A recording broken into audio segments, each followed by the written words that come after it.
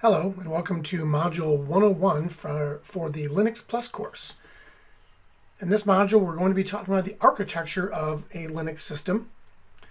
As you can see, it's a fairly small amount of the exam content. It's actually the smallest amount of the four main topic areas. But there are some things that we need to understand regarding how Linux systems operate. So we'll start off with some of the considerations for how hardware is detected and how you can inspect what hardware your system has been able to discover. We'll also go into some of the details for booting the system and some of the options that you have for changing your configurations to better suit your environment. And then lastly, we'll wrap up with boot targets and run levels, and we'll see how simple it is to shut down and reboot a Linux system.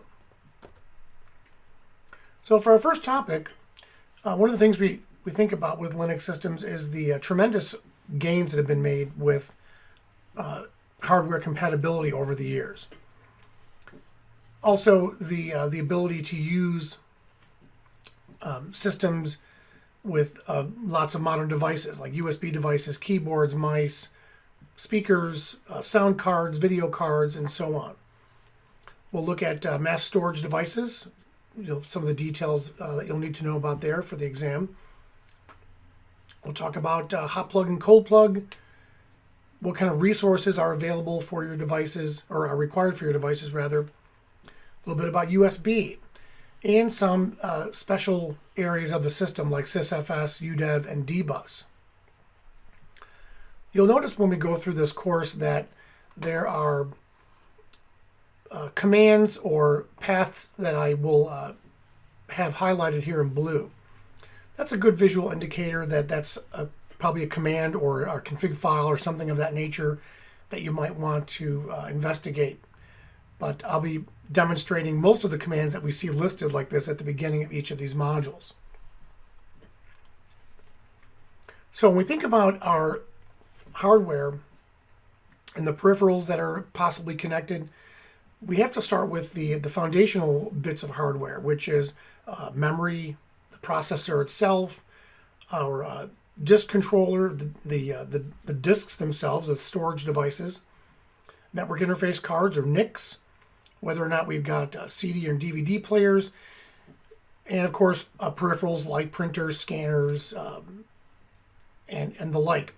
These are all things that are easy to use with modern Linux systems, but in the past were a little bit tricky to get device drivers installed and so on. Now, when a hardware device wants to interact with the operating system, it uses what's called an interrupt request or an IRQ. In a nutshell, what this means is that, let's say we're talking about a disk drive. The disk drive says, I want to let the operating system know that I'm ready to write data or to read data. And maybe a software program is sending interrupt to the operating system saying, I need to write some data or I need to read some data.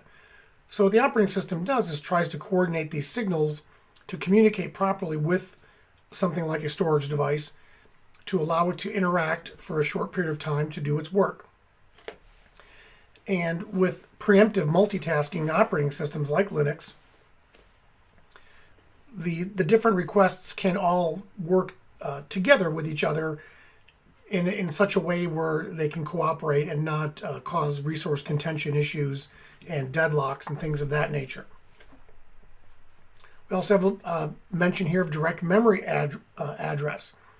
And what this means is that devices that are communicating with the operating system can access memory directly, a small portion of which is reserved for their operation.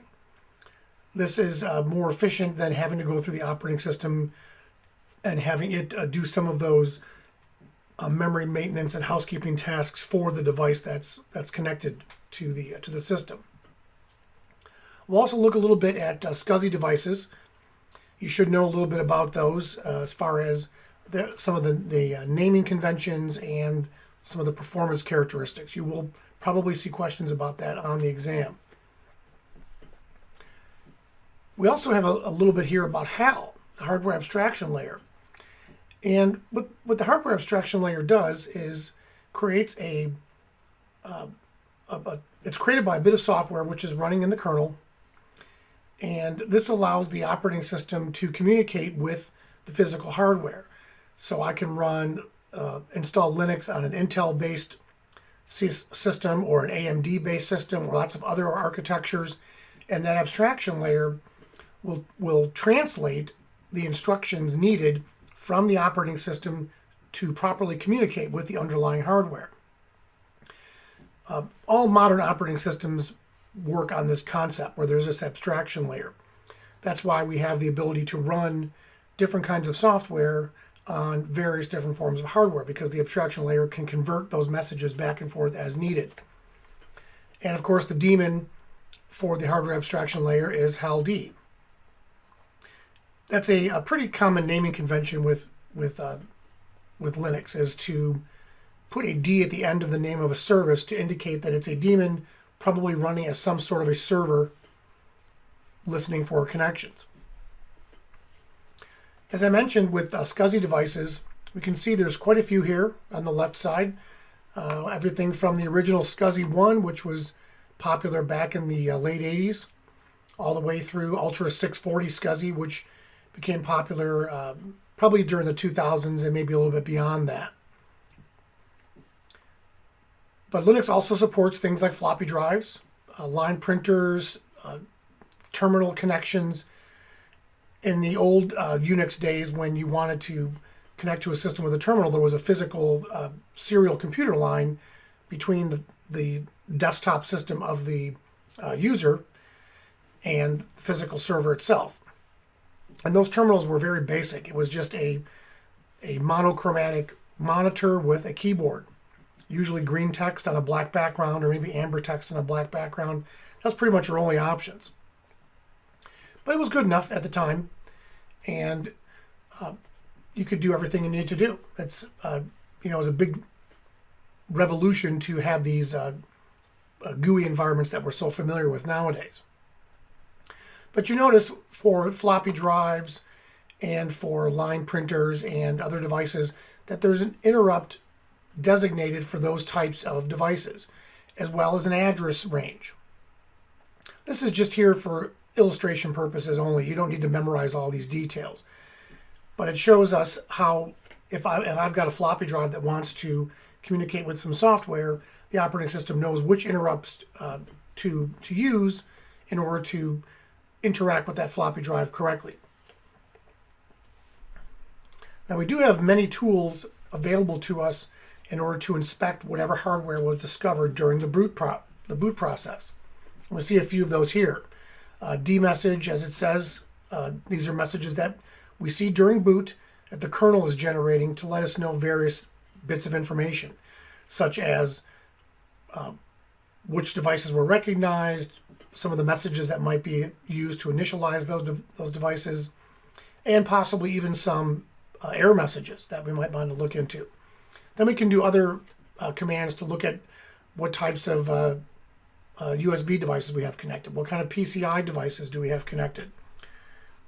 So let's have a look at some of these.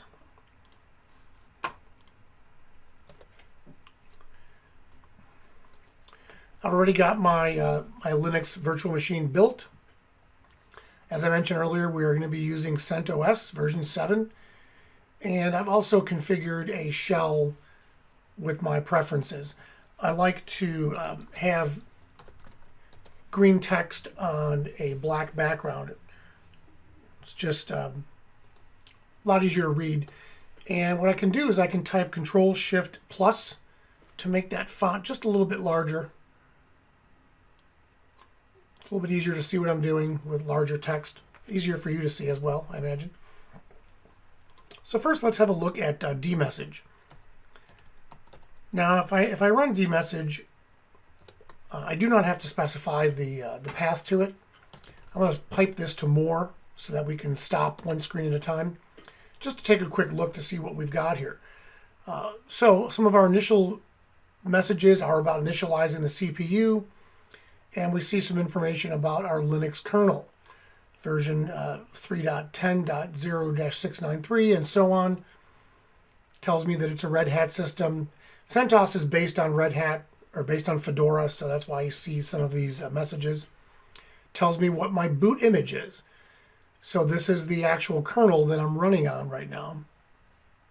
Tells me where my root directory is. And tells me that some other settings, which we'll get into later, about where my kernel crash information might be. In case my system has problems, it can dump its memory to a crash file, which could be examined later. Then I see information about my BIOS, querying my physical memory.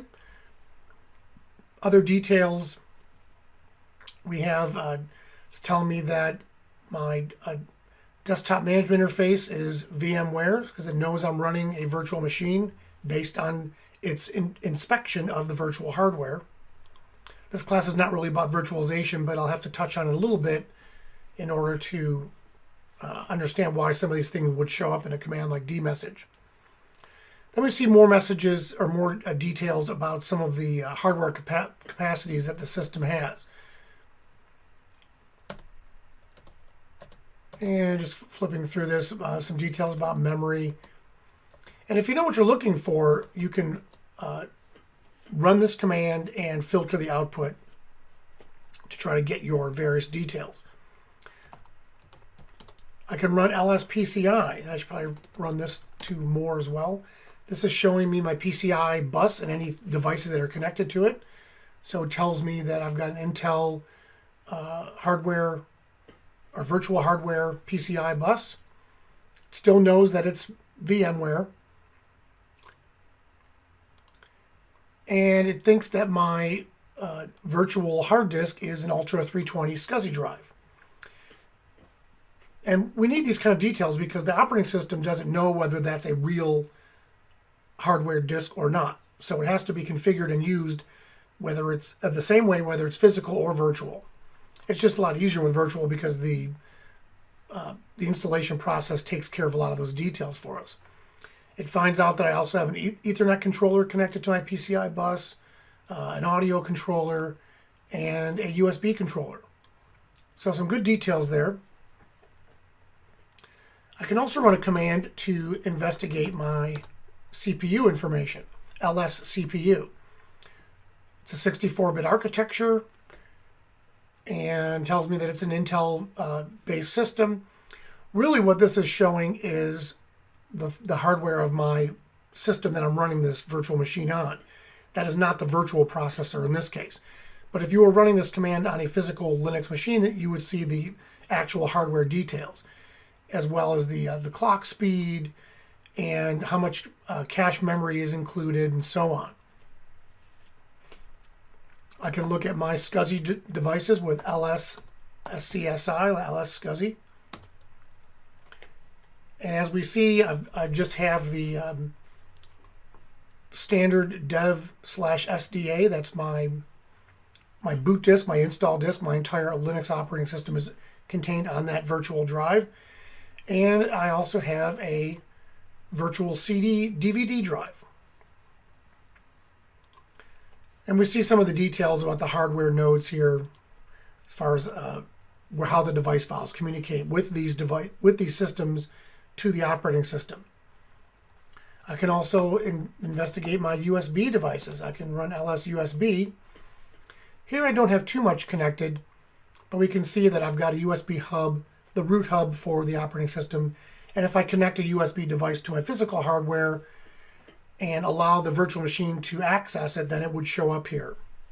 And we'll see that later when I connect the thumb drive for a different demonstration. Another command to try is lsmod. This allows me to view kernel modules. So I'm pumping this to more because it's kind of a long list. But what this is doing is showing me all of these different kernel modules that are currently enabled or included in the kernel that's been compiled for this running system. So as I flip through these, we can see there's a lot of items there. Generally, you're going to be filtering this by doing a search for something interesting. So, for instance, instead of just piping this to more, I can do a grep and say I want to look for anything to do with NFS, just as a random search. And you'll see I've got the NFSD, the daemon for NFS, my access control list, the locking daemon, the remote procedure call. So it's a good way to find things more quickly when you're searching the output of a command. We'll get into pipe and the grep command a little bit later, but you can see how easy that is to use here. And it's probably something you could kind of figure out how that works. We can also run the mod probe command. And what we want to do with this is first we'll run help just to see what mod probe actually does. It's always a great idea to run -h or --help or look at the man page when you're investigating a new command. This way you can get some familiarity and be able to see the proper options to use and so on. So mod probe allows us to add and remove kernel modules. So I can run the add command, the remove command, as we can see here. And what this really amounts to is the ability to customize the kernel by only including those things which are actually really important and excluding everything else. I can run DMI decode. This is the desktop management interface. I'm going to pipe that to more as well. And this tells me some information about my system and how it's configured. I can see that I've got some details about BIOS. My BIOS is created by Phoenix Technologies. I've got various bits of details about my different hardware features, which buses are supported, which version of BIOS I'm running. It knows what my VMware serial number is for this system. I can see my desktop reference platform information from the virtual hardware, again, as specified as Intel, and some other details. And so this is important, especially when you're trying to determine, is my system recognizing all the hardware that's been connected, and is it functioning correctly? There's also BIOS decode. Many of these commands are needed to be piped to more because there's too much information to see on one screen. But it tells me more details about my BIOS, what version number I have, which features are supported. I can see that it's also looking at my PCI slots to see if any devices are connected. So some good details there.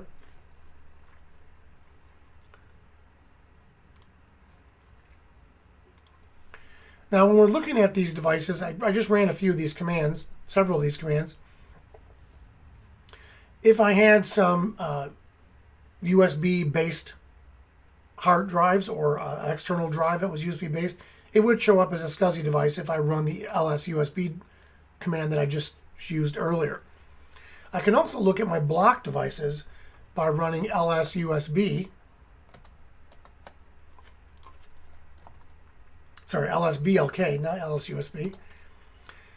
And this shows me in a sort of a nice tree format what my root storage device is. SCSI disk A, the first disk that would be created. If I created another or added another SCSI disk, it would be SCSI disk B, and then SCSI disk C, and so on. It also shows me two of my partitions, the boot partition and the partition that contains root and swap. And lastly, it shows me that I have a CD-ROM image mounted as SR0. That's actually the install media for this operating system. And when you build a new system, it's often very convenient to have the CD mounted because you might need to install more software, and it's just kind of convenient. A few other things to think about here. We have the df command, your disk usage command, and some special directories underneath /proc. So I'll go back to this for a moment.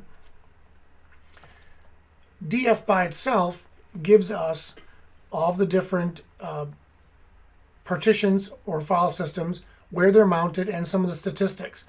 Now this is a little bit hard to read because it's in 1K blocks, So we can run df-h, which stands for human readable. And now it's a little simpler. I can see that my slash partition is 8 gigabytes. I've got 2.5 gigabytes free.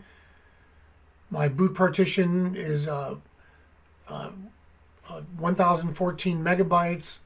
20% of that's in use, and so on. And I can see where these file systems are mounted. This is pretty handy. We'll cover mounting and unmounting file systems later, but the idea is that if I create a directory, I can mount a file system to that directory, and now I just access that directory and thereby gain access to the file system.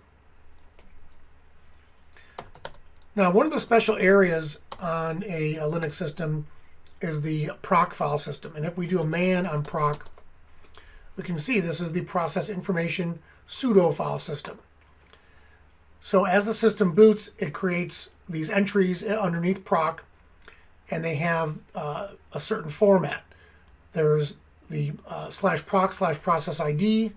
Underneath the process ID, there might be other directories or files created to show how the hierarchy of processes communicate with the kernel. Command line interface for the kernel is also here. And we see there's several other items which show us what's contained underneath proc. So if I do a long listing here, we see quite a few items.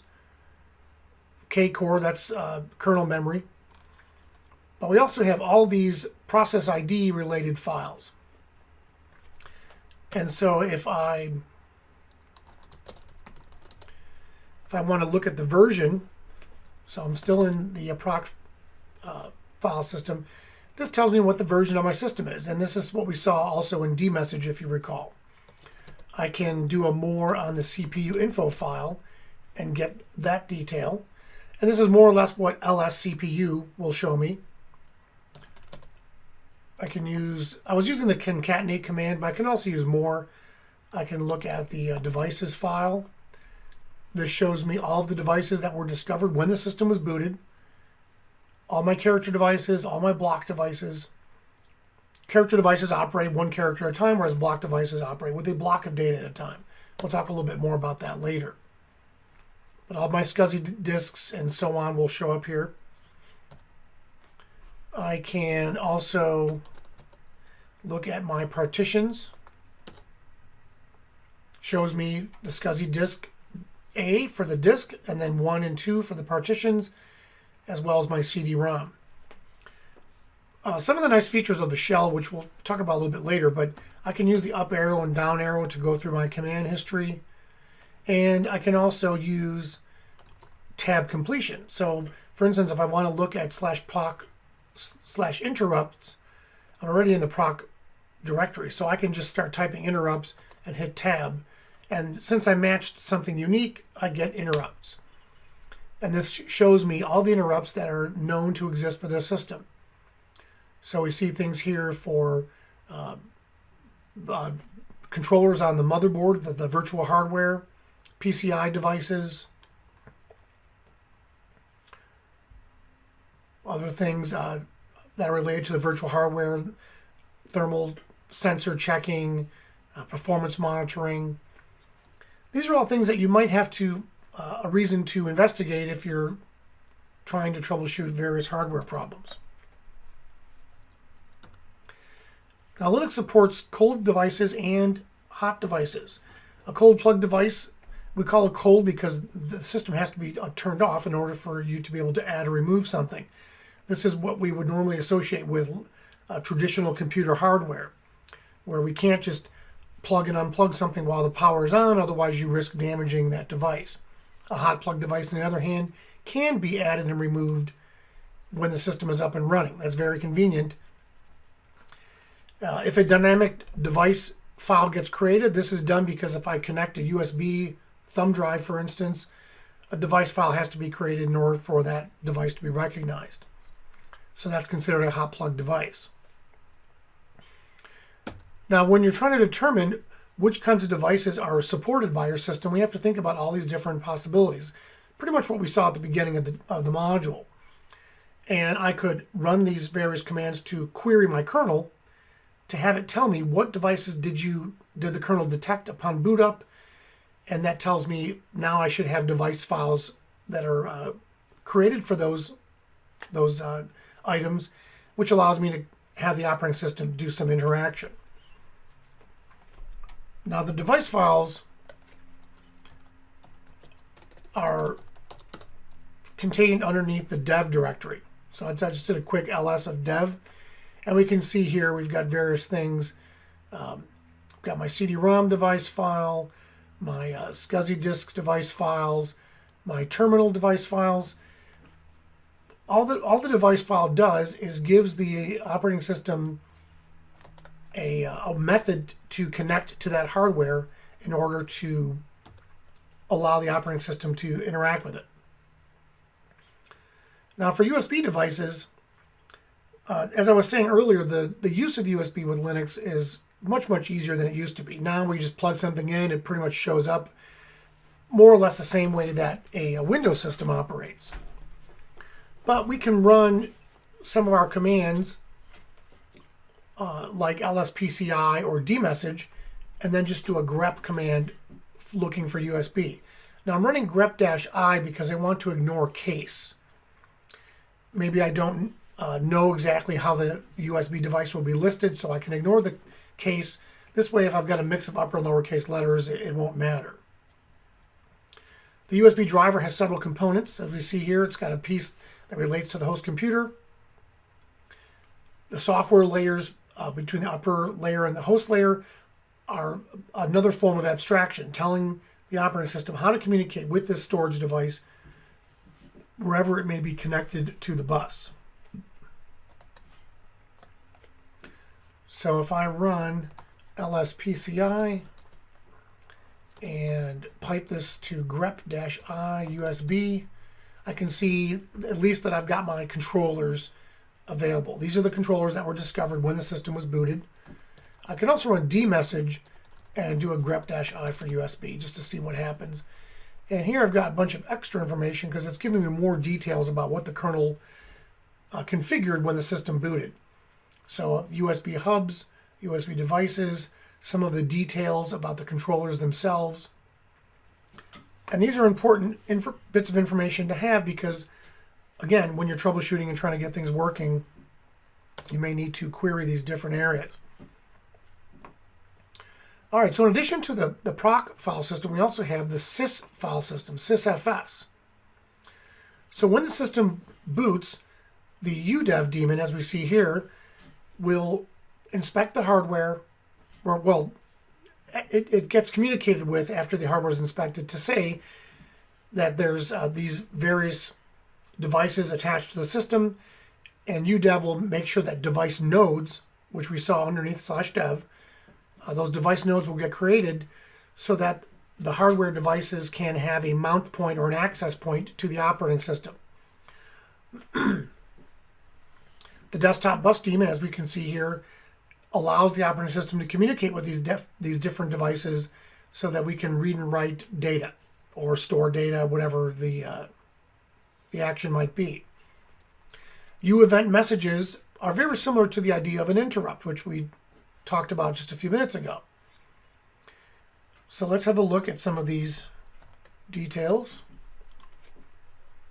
First off, we'll look at the sys directory. If I do an ll on sys, that's a long listing. Actually, I'll go to that directory. If I look in the block folder, I can see what my block devices are. I can see what devices are attached to my bus.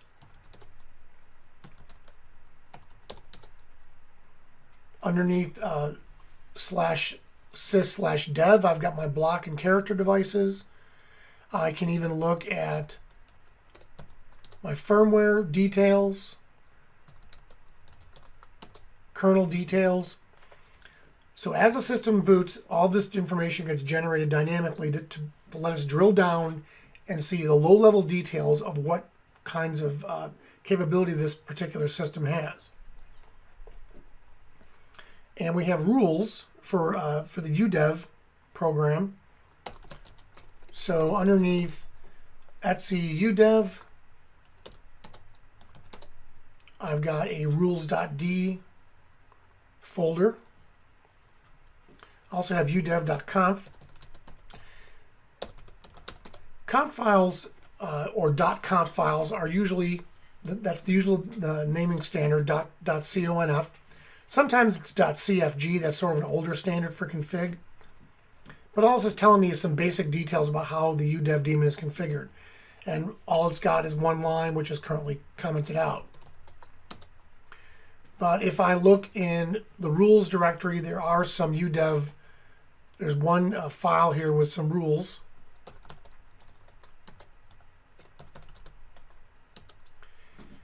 And I just looked at that file, and it's telling me this is basically giving me a template or a format for how to create UDEV rules. You don't need to go into that much detail for a course like this, but you should understand what the UDEV daemon does, which is to build the device files for the system when it boots. All right, so these are the commands that we used in this module.